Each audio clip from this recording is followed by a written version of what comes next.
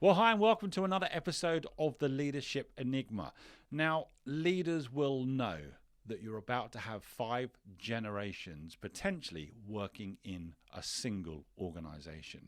Now, what opportunity does that provide, but also what challenge does that provide? But I think the exam question for this episode is all about purpose. We hear about purpose all the time. We hear about the importance of organizational purpose, of personal purpose, and how do we align the two? But here's the question. Purpose. Is it the great divide or is it the great connector? And in fact, what has the pandemic done, if anything, to the role of purpose in our lives and in our professional lives?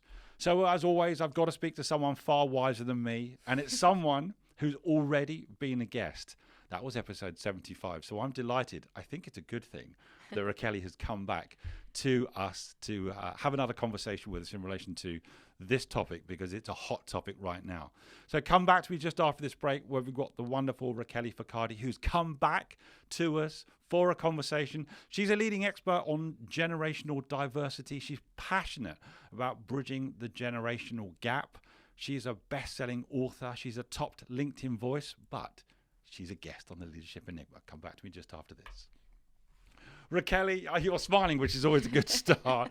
It's lovely to have you back. And we're together for this second go of an episode of the Leadership Enigma. How are you? Absolutely. I'm doing great. It's always easy to smile when I speak to you. It's easy, right? It's much easier together. And it's so nice to be here in person for a change. Well, I've been keeping a close eye on what you've been doing, because I know you've made the move from Singapore now to London. Yes, I have. We could talk about that with the whole family. So you're now ensconced, I think, in South London. And obviously, I've followed your work because you've been passionate and you really have been a leading voice in relation to the generational question. And there are many questions around our generations. But just give a little bit of an introduction yourself to our listeners and our watchers in relation to the work you've been doing. Absolutely, absolutely. Well, as you rightfully said at the beginning of this episode, we do have 5 generations working together. This hasn't happened before. Yeah. And of course, this leads to, a number of challenges and opportunities that companies don't often address the way they should. I think we've been thinking about generational diversity as something that makes the workplace less productive because there's too many mindsets, too many different behaviors, preferences, which obviously can lead to misunderstandings. But in my opinion, generational diversity really is a superpower.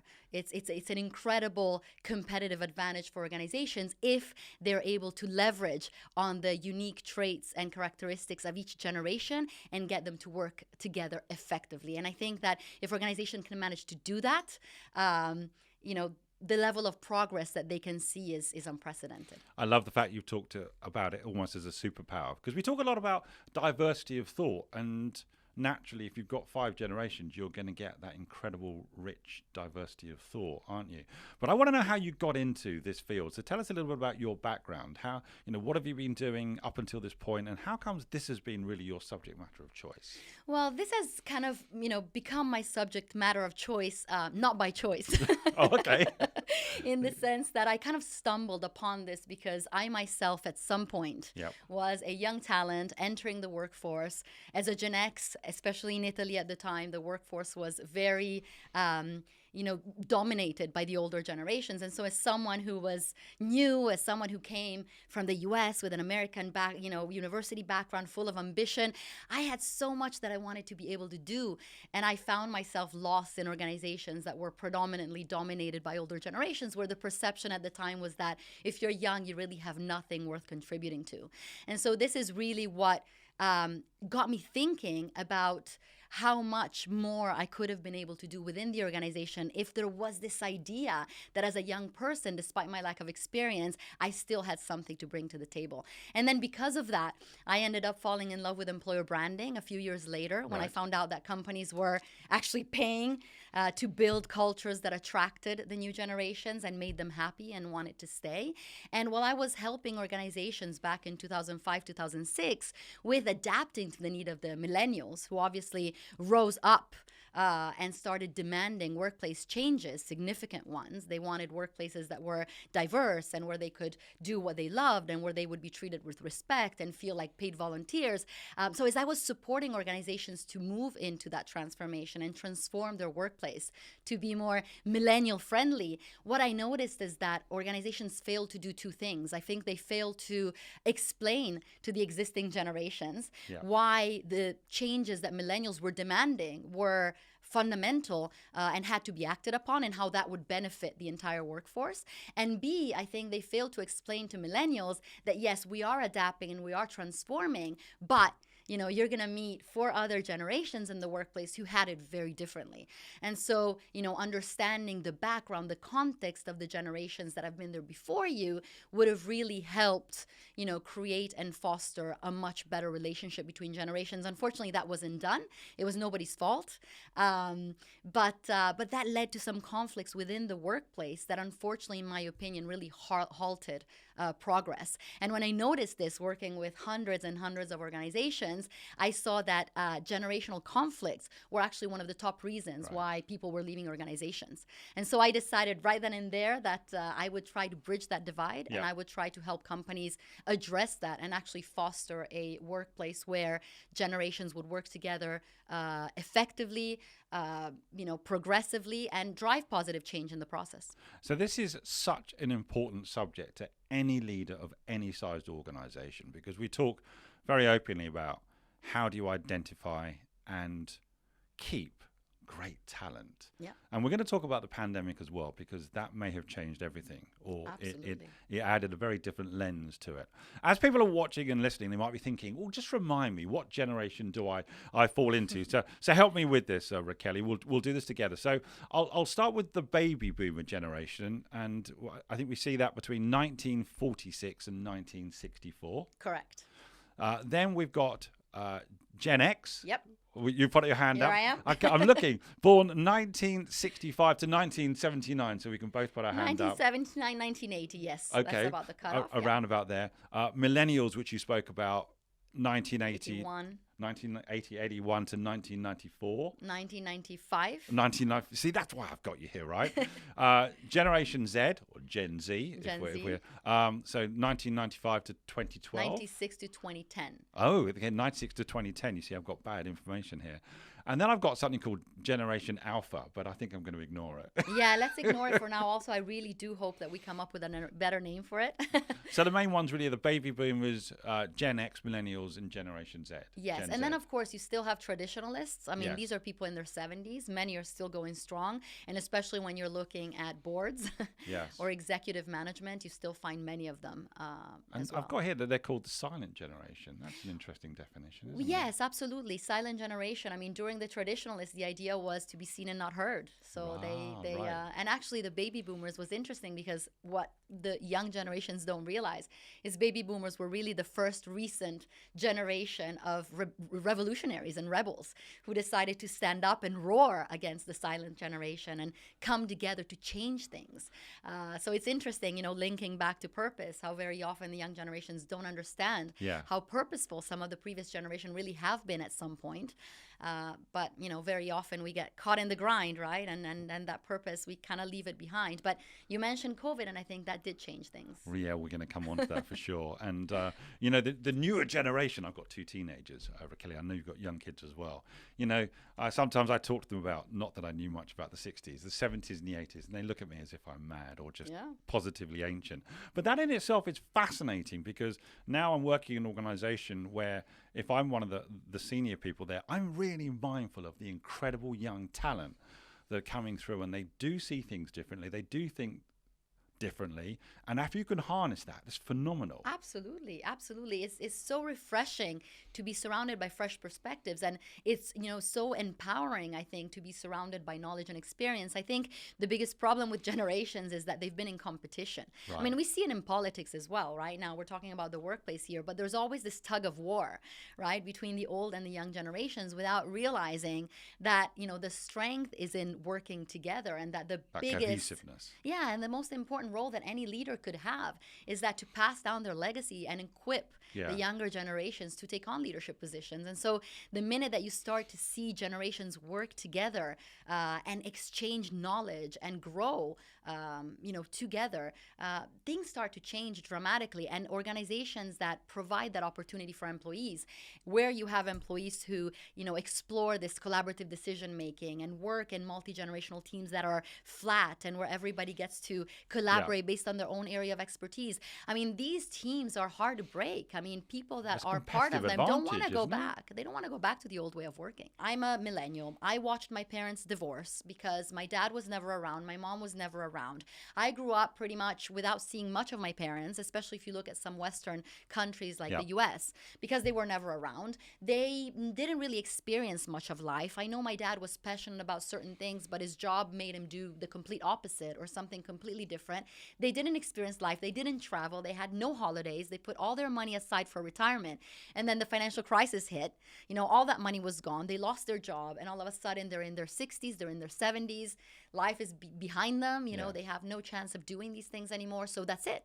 So we want to rise up like the baby boomers did before them and make sure that work is something meaningful, both for us as individuals, meaning it allows us to align to our lifestyle and desires, but also something that allows us to give back to society and do something great. And the easy response, I think, for many companies, or the kind of lowest hanging fruit, was corporate social responsibility initiatives, where companies could donate money or get involved with charities and communicate that. And that was fine for millennials, not so fine for Gen Z, but that's a different. And do you think millennials also took some criticism off the back of this rising up and debate that started in relation to... They took so much criticism.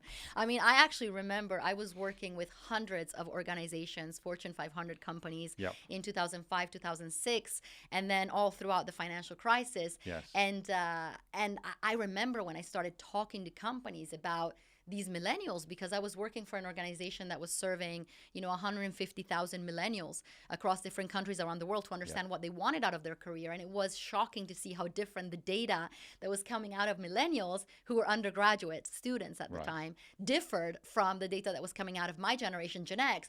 And we were, mostly MBAs and master students at that time. And so I remember I have, as you know, a journalist background. And so when I saw that data, I thought there's so much opportunity to change the world. And I started really advocating and telling this millennial story to companies.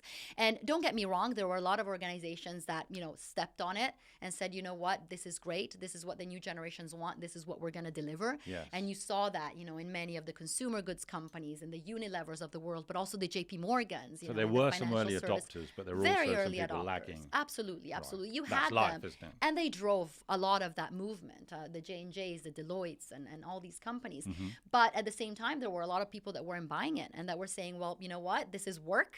And if you're not smart enough or, ambitious enough to want to follow the rules and follow the career path. I remember that in my lifetime, those kinds of mantras existed without a doubt. I even had people that said, when I would talk to companies and say, well, the young generations want to know, the millennials want to know, for example, what they need to prepare for their interview, or, how they're going to change the world by working for you. I literally had people that worked in HR or talent acquisition that would say, well, these are not the people we want. If you need our support to tell you where you should go and look for information to ace our interview, or if you want to come in our organization and find out how many vacation days you have and how purposeful your work is going to be, then you're not who we want.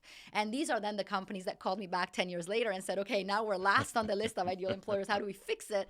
And by then, of course, it was a bit too late. But one thing that was a common rhetoric or narrative was, well, these millennials, and, they want everything. They want everything without earning it. And, they want, life to only come with pleasure. And I specifically remember, Adam, and I remember this so well, like it was yesterday, being at a global advisory board with a number of organizations that said in 2008, well, there's one silver lining that's coming out of the financial crisis. And I said, really, what is it? Well, with all these, millennials losing their jobs or having their internship rescinded, surely they're going to fall off their high horse. They'll realize that it's better to have a job than no job at all. They'll go back to the good old standard way of remaining, kind of corporate slaves and do what they need to do. And instead it had the complete opposite effect. Right. And millennials, more than ever, reinforced their idea through the story that I just told you of, why would I want to do that and give up on my life when fundamentally, you can be thrown to the curb at any moment. I just wondered, I've heard the term snowflake. Yeah. banded around in the media. Was Yes. that aimed at the millennials? No, Snowflake originally? is predominantly aimed at the Generation Z. Right. So, Strawberry, Snowflakes is one of them. Crystal generation. Yeah. Strawberries for those in Asia. Durian generation. yeah. But those would be mostly the Gen Zs. And the idea is that they are very easily bruised or they melt down Or easily. lack of resilience. I've heard that there's a lack of resilience in. Yes. And I wonder that. I've got 2 teenagers, and I think, are they as resilient as maybe we had to be? I don't know. So I'm checking my own bias. I actually have a very strong opinion.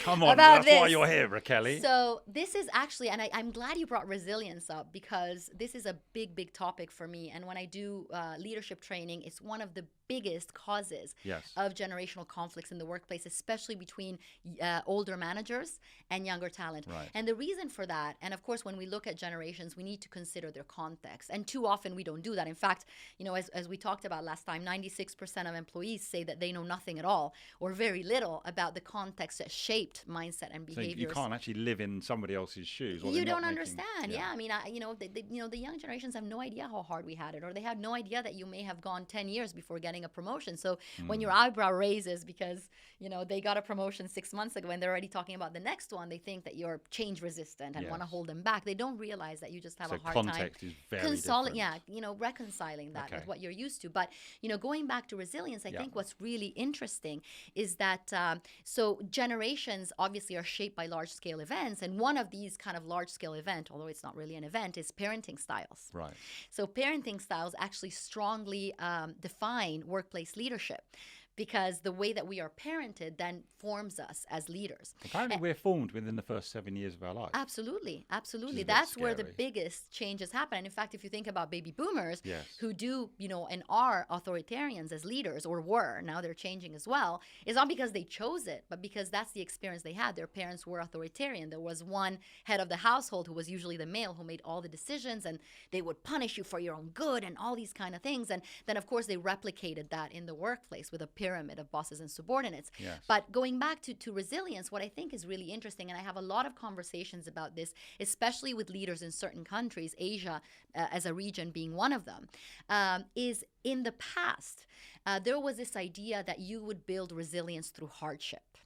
So as a parent, as a leader, the more mock situations I created around you that were hard and difficult, Hard the knocks. more you'd build your bones. Okay. So that's where you talk about tough love, right? I'm going to be tough. I'm going to make things super when the hard going gets for tough, you. the tough get going. Yeah, in and those that way countries. you're going to build your bones. Well, what we know now is that if you experience hardship, you either survive or you don't survive. But if you survive, you're not just resilient, you are last with, long life trauma in many cases, Yes. right? And this trauma drains energy. So what we do know and is that actually resilience comes from something very different. It doesn't come from hardship, but it comes from psychological safety. Right. So the more, supported you are, the safer you feel to express yourself and who you are and make mistakes, and realize that you're a human being in the making and explore yourself and all these things, the more you're able to build solid foundations and retain, sufficient energy to make sure that when life inevitably hits you with that kind of, You can bounce punch, back. you have the strength, the self-confidence, the self-love, to be able to face that. And I think that is one of the biggest issues that I see between leaders that are older and younger generations, is the young generations come and say, I'm sorry, I don't want to build resilience through being mistreated. I don't want to build resilience through being dismissed. I don't want to build resilience through hardship, and that's why I hear so many stories of managers saying, oh, I had a Gen Z intern who cried. And, for that reason, you start assuming that they're not resilient. Well, they're just simply, I think, more comfortable showing or communicating feelings that we probably all felt when we are dismissed, when somebody's too hard on us, when we don't feel understood. And they have the strength to actually voice it out.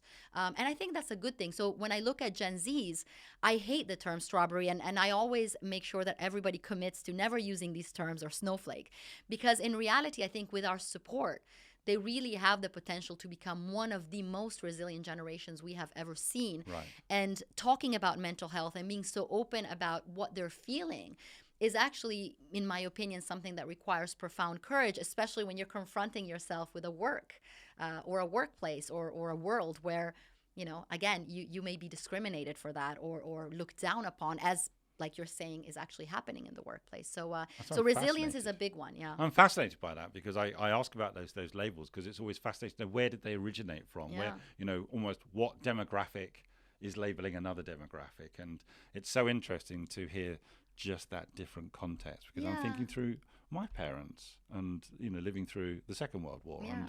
and what I was born into, and what I've been through and then what my kids have.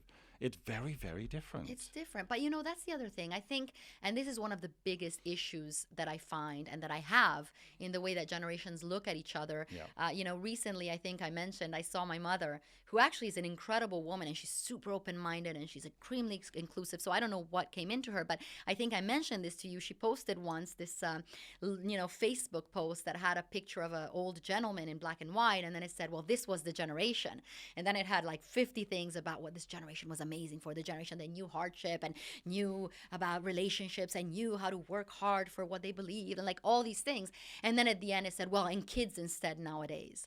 And I remember calling her and saying, like, put that stuff out, like take it out or I'm going to unfriend you on Facebook for real, because Your mom. yeah, my mom. I was like, I'm going to unfriend you because this is exactly the type of stuff and the type of narrative that I think increases generational divide. Okay. You cannot possibly start to understand someone else and what they're going through your own vantage point. And it's very easy to say the Gen Zs, the young generations, they didn't experience World War or whatever. But the reality is, and I think you know this better than anyone, Adam, with the work that you do, that the world has never been as complex as it is right now. I mean, there was an article by the U.S. Surgeon General recently that talked about how, 98 up to 98% of Gen Z say they're depressed.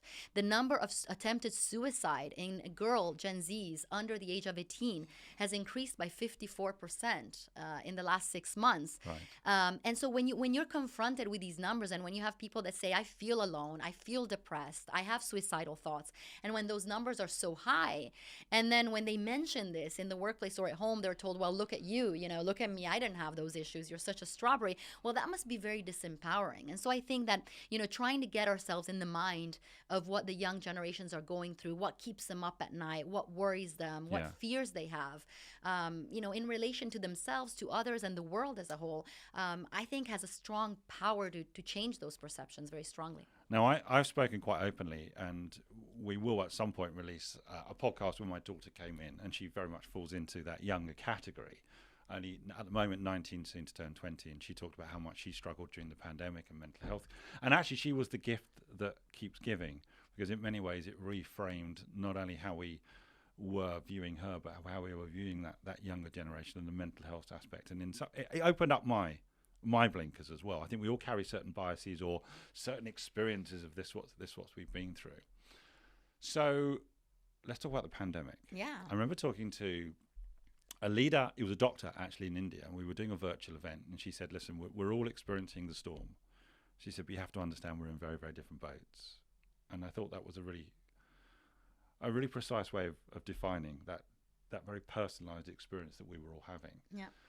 What did the pandemic do for organizations in relation to purpose? Did it reset people? I sometimes mention this phrase. I heard this phrase from someone that said, when you press the pause button on a computer, it stops. When you press the pause button on a human being, that's when we start to think. And I got the impression that the pandemic pressed the big red pause button on every single one of us. Absolutely. Tell us about what the pandemic did to this topic. Well, I mean, I think the pandemic,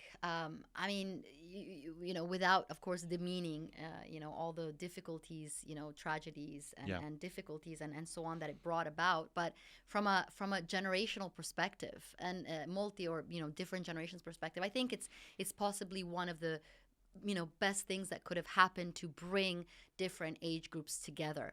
And, I think we talked about it earlier, but generations are defined by large scale events. And the problem and the reason why generations often don't understand each other is simply because, all these major events that have shaped them were experienced in silos, simply because we don't live we don't exist at the same time, at the same age, So right? this was a shared experience. So almost this for was all a of us. shared Right. experience. I mean, for the first time, you have, every generation in the workplace, virtually anywhere in the world, experience the very same large scale event at the same time. Yes. And this is not just, a socioeconomic event. This is something that influences, like you said, everybody on a very deep level. So everything Which had is to rare. be rethought. When you describe it like that, this is actually hadn't really thought about it that way. That's a rare It's very occurrence, rare. I talk thankfully. about it as a Halley's Comet, one of those Okay, things that once happens every 80-something years. Yeah, every, We even can- more years, but it was really unprecedented and unexpected because, we all had to confront our demons. We all had to confront our challenges. We all had to confront so many different things, and we all lived that experience together. And so when we looked at the major dividers between generations, you had things like technology, right? That was a big divider. Yeah. The young want to adopt it, the older generations are resistant to it. Yeah. Well, now all of a sudden it's forced upon everybody, and actually the boomers are the ones that are the happier with the fact that technology was forced upon them, and that is the We had to. Yeah, and it's what they consider to be one of the silver linings of the pandemic. Yeah. The other one was, as we talked about now, mental health. I mean, this is something that was completely taboo, prior to the young generations. I mean, as a Gen X, as a, baby boomer, I mean, we grew up with Dorothy Gay of Kansas and Return to Odd, like literally being brought in a mental institution and connected to electricity because she was having nightmares. You didn't want to talk about having mental health issues. It was not something that was was a accepted. taboo It for was a many big years. taboo. And now all of a sudden, we all experienced it and we're all comfortable talking about it. The other thing is leadership style, right? We all had to redefine it because, different leaders had a chance to realize and experience themselves difficulties that required flexibility both for themselves and their teams. So even that realigned leadership to, I think, an idea of leadership that works better with every generation and many, many other things. But purpose is a big one. And like you said, the pandemic pushed that red button and it forced all of us to think, right? What are we doing? Yeah. What are we here for? What am I going to leave behind? Life is so fleeting. And so it was interesting for me because right after the pandemic, in the midst of it, but after the first wave of remote work, Yes. I decided to start and launch the 2022 post-pandemic workplace study to understand, how different generations, experienced working together, working during the pandemic, their impact on mental health and work-life balance. And what was amazing was that, in 20 years that I've been working with generations, I always had to mine data to find similarities. Right. And this time it was really hard to find differences. So this was really a fantastic moment for me where I started to realize that, different individuals, of course, experience things differently, but it wasn't a generational difference, right? And one of the things that stood out to me the most was the fact that when I asked the different generations, what is the one thing or the one way in which the pandemic changed your relationship to your employer and your career, every generation unanimously agreed that it was realigning whatever it is that they're doing with a greater sense of purpose. And this was just as strong with baby boomers as it was with the Gen Z. And that is the moment where, I felt a huge weight lifted off my shoulders because I saw an opportunity finally, after 20 years of doing this, for generations to bond in ways that they've never bonded before, and for organizations to be able to provide and enable that purpose to get the workforce to work together on bigger and better things that would benefit society ultimately. So it was a great moment for me to see that data, and we definitely owe that to the pandemic. And you described it earlier that purpose has now become the glue.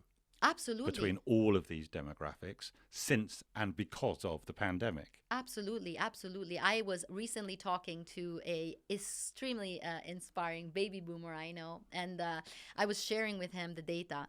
And I remember that he looked at me when I said, it's interesting because, many boomers, or the majority of them, actually say that, yes, the pandemic forced them to rethink what they're doing and realign themselves with greater meaning. And he looked at me and said, that's so me.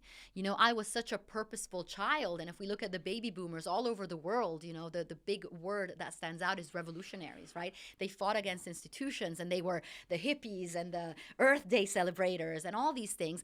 But then, you know what? They had to enter in the corporate world, and they had to make changes based on what was required at the time, which was become a careerist, infiltrate the organization, sometimes starting as a mail person, right, delivery person, all the way up. And then when you're at the vertexes of those companies, then you can drive change. And we see it in so many, incredibly purposeful leaders, from Paul Polman to, Bill Gates and many others. But, what happened, he looked at me and he said, that was me. I was so purposeful. And then I started working and I got caught in the grind. And there wasn't a lot of time for me to think that. But now it was reignited in me more than ever before during the pandemic. And I believe that I am the better equipped right now to actually enable purpose in the young generations coming in, because I get them, and I've been there, and I've been everywhere in between. And so absolutely, I think that purpose is and will be the glue that is going to bond generations together. And I think this provides a unique opportunity for companies to figure out exactly how to do that. So let's take the opportunity of looking at some of the research. Yeah. I know that we've looked at it, and it's very, very thorough. And I'll ask you at the end about how people can connect and maybe get access to and chat to you. Well, Rachele, let's dive into some of the research, which I know is hot off the press. It's voluminous, so I'll talk to you about how people can access that. But just let's look at some lessons that listeners and watchers can take away. At the moment, if purpose is such a glue for everyone across these demographics, it's something that leaders have really got to take quite seriously. So let's think about what your research said about the sources of purpose, because that might help leaders lock in on some of those. Yeah, no, absolutely. I think it's super important to look at this. As I mentioned, generations more than ever want their career to be meaningful and purposeful. We find that sometimes, and this is something that came out from the research, which I thought was quite interesting, is that they find it hard to define purpose, especially the younger generation, interestingly enough. Okay. So this is why, I very much believe that there is an incredible opportunity for leaders who have, been in the organization longer, have experienced more, to actually help them, narrate, communicate, identify even purpose. But, one of the things that I wanted to understand through the research is, how do people define purpose? And what is it that makes them happy? What gives them meaning at work? And four things in particular stood out. Yeah, one of them is helping others. Mm-hmm. So the idea that whatever it is that you're doing is going to contribute, is going to pay it forward, is going to provide some benefit to someone, whether it's the people that you work with directly, or whether it's your customers, or whether it's your world at large. I had one Gen X who actually said, when the outcome of my work can greatly benefit people, then I can perceive it as meaningful. That's about positive impact on people. Positive impact on people.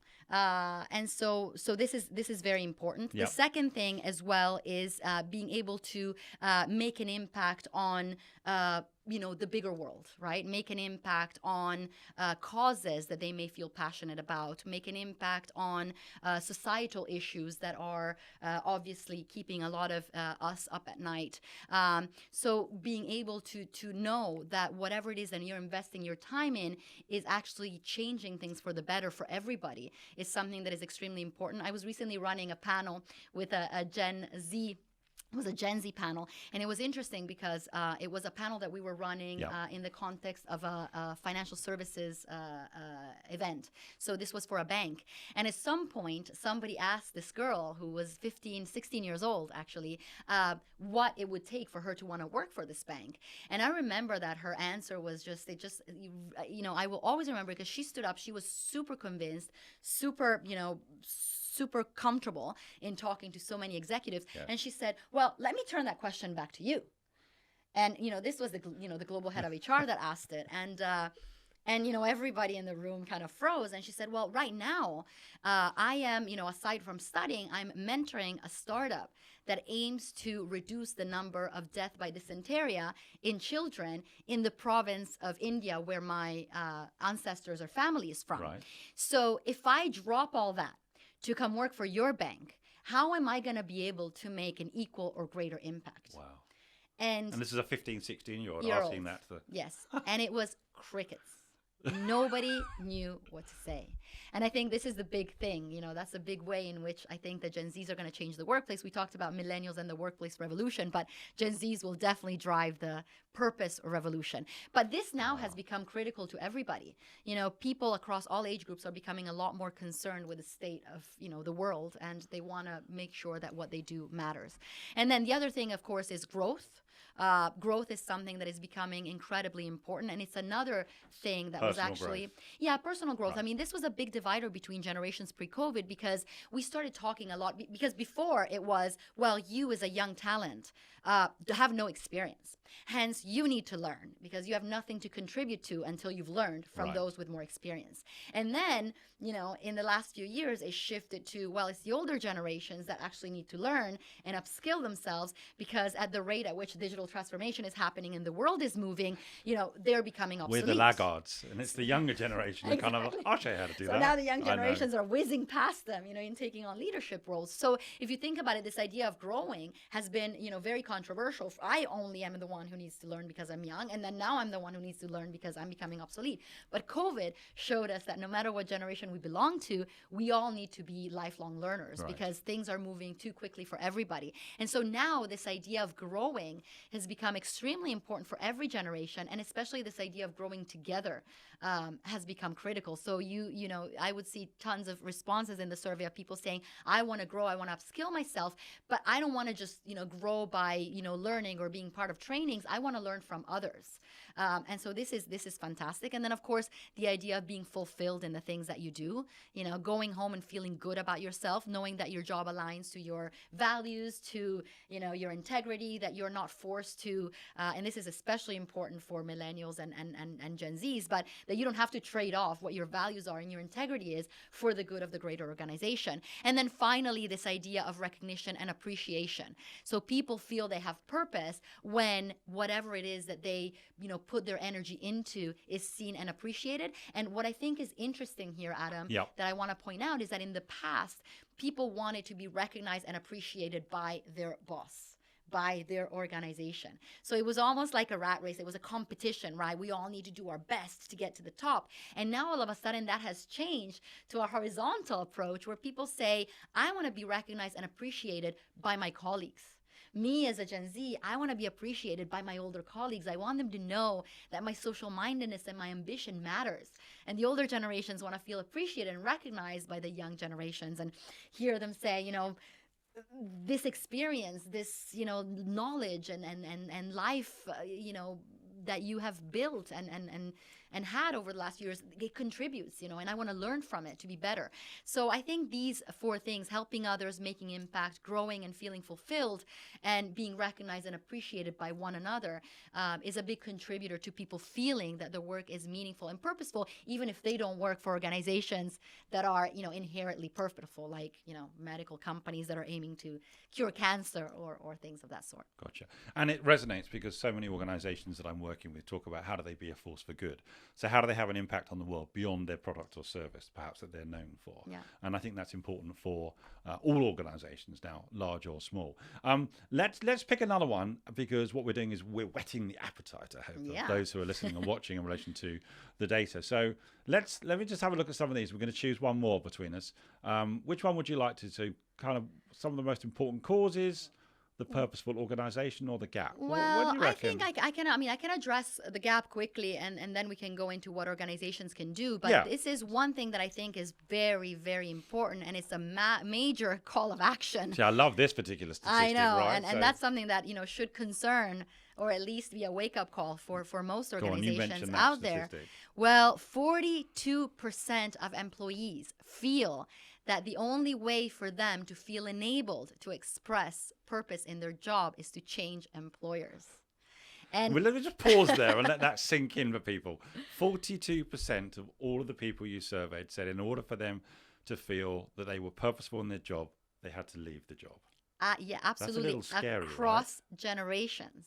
So this is the Wow. sentiment among baby boomers as much as it is among Gen X, as much as it is among millennials and Gen Z.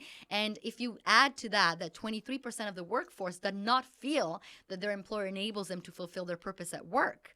The idea that, That's a problem. changing companies is the only way for you to be able to actually feel like what you're doing matters is extremely concerning. So as organizations are talking about, the Great Resignation or the silent quitting or, this huge movement that's going on in turnover or lack of engagement in the workplace, I think this is something to take very seriously. And the second thing, of course, the second way in which they think that they can be enabled to express their purpose in their job is by redirecting their career path. Internally. Right. And this is something, and I was just sharing a keynote recently on next gen career mobility, is something that organizations are often not ready to do, especially when it comes to a multi-generational workforce. There are companies that have set up programs that allow younger talent to explore between different careers and rotate between departments, but those options are often not awarded or there for generations like Gen X. And in fact, my generation is the one that complains the most that, I've been told to become a specialist, and now that I'm a specialist, I'm told that I'm too specialized, and I want to move and do things that are more purposeful within the organization, but they don't think that I have the experience, or they think that I am too expensive, or they prefer to hire talent that is younger. And so this is actually a big source of conflict within generations internally, where you have the older generations often feeling that more purposeful jobs or roles are actually limited to the young generations, and that can create some issues. So I think, with that knowledge in mind, being able to understand how to enable purpose in employees, what it means, and also how to make sure that leaders can enable purpose in others, but also offering career paths that allow for people to, take what they've learned through the pandemic, take that desire for change, and actually bring it to their employer and have their employer use it as a catalyst to help them transform their career, for the benefit of the organization as well. Right. See, when I see that statistic, I wonder whether one of the biggest challenges for many firms is to have far more innovation and creativity in career paths. Because if I think of traditional professional services, it's normally up or out. Yeah, absolutely. And so there's a challenge for organizations to say, well, hang on, the traditional career path may not actually be attractive to those coming through the system now, or it may not be engaging enough or varied enough in some ways. Absolutely. So as we bring this to a close, what would be some of the best advice that you would start to give now leaders in their organizations to take advantage of the fact that purpose is now the glue, and in a post-pandemic environment, this is a non-negotiable? Yeah, I mean, first of all, I think we need to talk about it. And I think organizations need to realize that, CSR is no longer going to cut it. Not the tick box. No. I think, a lot of people, and it used to be the younger generations and now the older ones as well, really just do see that as greenwashing. So I think, being able to articulate exactly how it is that your company or your organization is committed to something bigger than itself. And of course, we're hearing a lot about sustainable profitability, but really aligning themselves to causes that are meaningful is going to be critical. It's okay to make a profit. Let's just say it's right? Absolutely. I mean, this is the thing, and just a quick anecdote here. I was running a project, and this was a long time ago. So things have changed since then. This was about, 13, 14 years ago. But I was running a workshop with a bank again, and I remember the CEO of the bank in that particular part of the world was in the room, and we were talking about how the new generations were talking about purpose, and we were having a workshop to define purpose, to be able to develop an EVP. And at some point, I could tell he was getting frustrated, and he got up and pretty aggressively said, well, I don't understand why we're sitting here for 2 hours wasting our time defining purpose. Purpose should be very clear. We're a bank. Our purpose is to make money. And, unfortunately, this has been the mindset, for a long time. And this is a mindset that no longer works. You can make money. And of course, we want to stay true to who we are as an organization and what we are meant to do. And you've got to be sustainable to provide people a living. But I think that, corporate citizenship is important. And this is what talent is saying companies need to do to show their genuine commitment towards driving impact beyond profitability is supporting and participating, for example, in non-for-profit organizations, finding ways to help the less fortunate, or aligning themselves towards some, of the, UN Sustainable Development Goals, and really working towards contributing to those in a very significant ways. And we see companies doing that. So I think, first of all, companies need to realize that, profit is great, but, we are entering the time of sustainable profitability.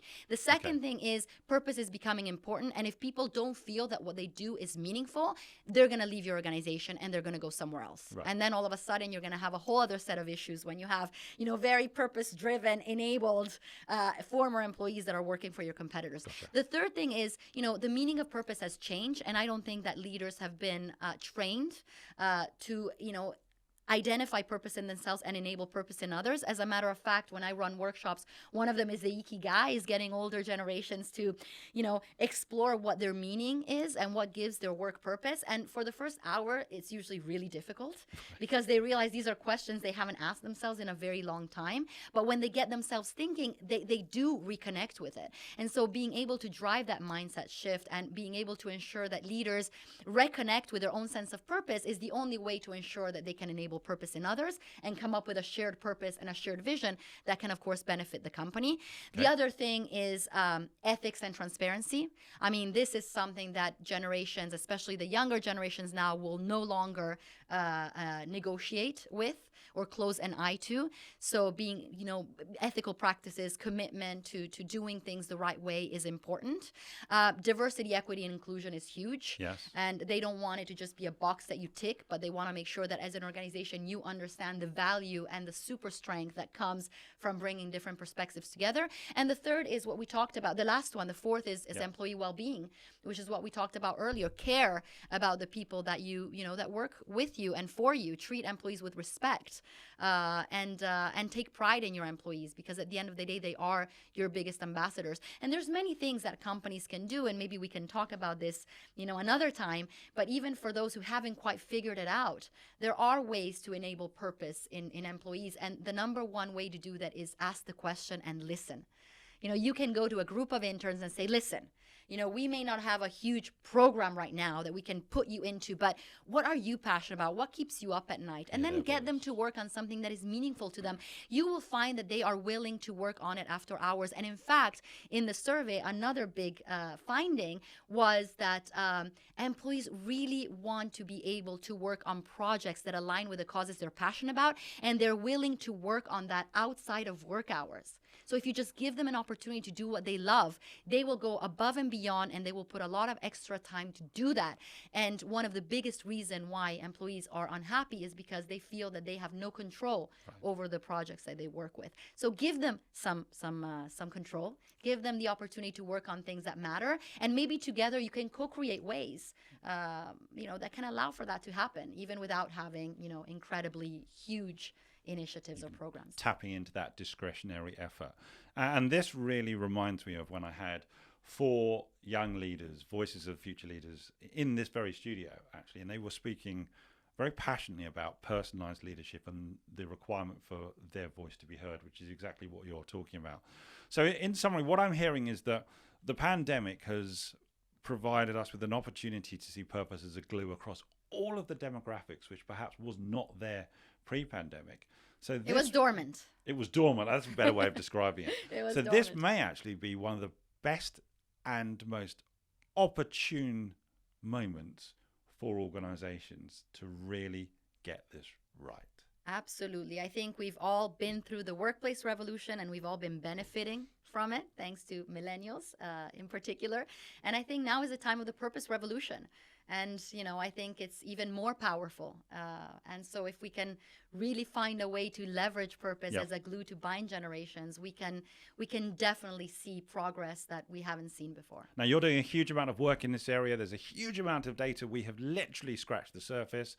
How do people get in touch, carry on the conversation, get you involved, get access to the data? what's the best way? Well, the best way is, obviously always LinkedIn. I'm very, very active on LinkedIn, and I'm happy to connect with anyone. One of the top LinkedIn voices, can I just say? I put out a lot of content, and there's a lot of wonderful new stuff, including what Gen Z leaders are going to look like and many other new things. Also, through my website, www.xyzatwork.com. And there you can actually download the PDF of the infographic. Great. With this new research, as well as the previous research, the post-pandemic workplace study and the multi-generational workplace study. And obviously find this, episode also I when hope it will so. be out. I hope this will be proudly on your website as well. So what I'll do is I'll put all of those in the show notes as well so that people can see that and they can click straight through to it. And I just want to say a massive thank you for battling the traffic and coming and spending some time with us in the studio of the Leadership. So well worth it. See how much we've look, 75 episodes. I think you were here episode 75, and now I think you're going to be episode like 170. So there's a slight difference. Talk about a purpose-driven guy. Right? There we go. Right. Hopefully, we're trying to add value to anyone and everyone. Thank you so much for taking time to come in. Thank you so much, Adam. It was a pleasure. Take great care. Thank you.